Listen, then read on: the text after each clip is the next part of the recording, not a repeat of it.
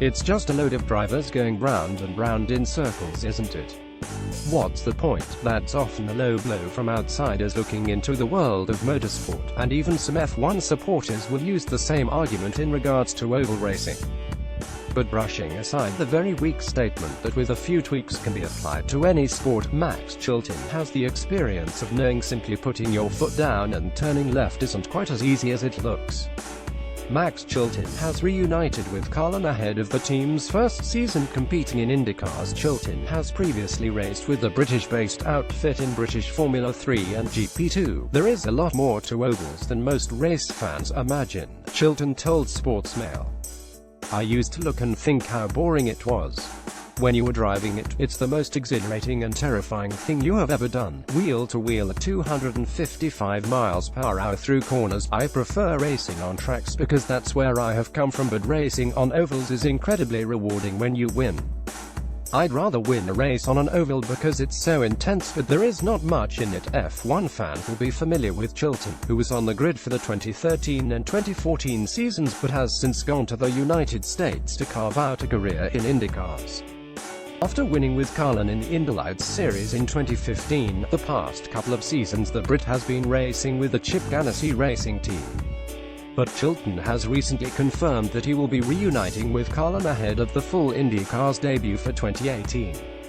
Now racing in the United States, Chilton starred in the 2017 Indy 500 as he led the most laps, hugging his wife Chloe before the Indy 500. Chilton went on to finish fourth at Indianapolis. Max Chilton NDYCARS record season team name races wins poles F laps podiums points position 2016 Chip Ganassi Racing 1600100267 19th 2017 Chip Ganassi Racing 17000396 11th. Chilton has also previously won races for Carlin in British Formula 3 and GP2 but will now target victory at the Indy 500 for the British-based outfit.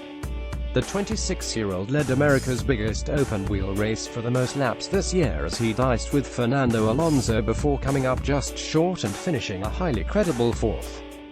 Alonso retired with an engine failure, which Chilton admits came as a relief as he felt the Spaniard winning the race in his rookie run would have damaged the reputation of regular IndyCar races. With the Indy 500 I'll be trying to win it, Chilton said.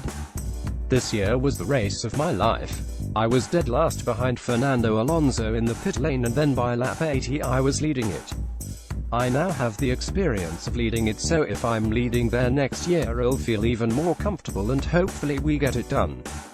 Chilton competed alongside rookie Fernando Alonso, who also led the race before retiring. I've always rated Alonso as one of the best drivers on the F1 grid, if not the best, so I know he is incredibly talented and talented people learn quickly. But he did pick it up quicker than I thought he was going to. I know some people made comments about him making it look how easy it is. I think it is good for IndyCar that he didn't win because it would have made us all look a bit stupid, but he said some really nice things about how challenging it was and how brave we all are and how he wants to go back to win. So he did a big favor for IndyCar by coming over and racing. Chilton's run in Formula 1 came with the Marussia team, but his time in the sport went relatively unnoticed, having been a teammate to the highly rated Jules Bianchi.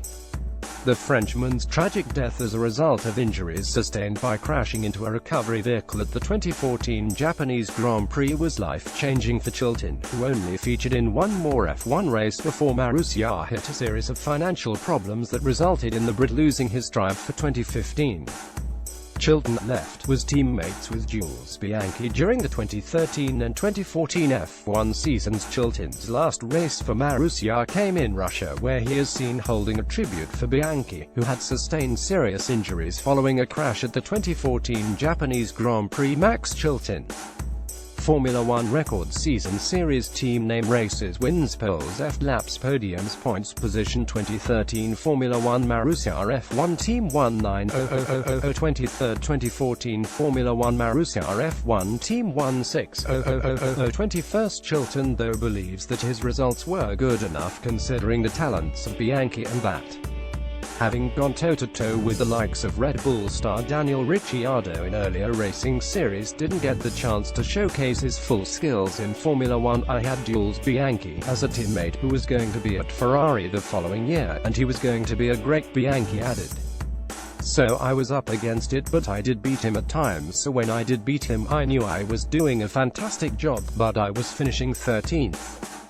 When I did beat him I felt like I was good enough to finish in the top 3 or 4. I'd be lying if I said it didn't affect me. Bianchi's crash. It changed my life, but not the way I race.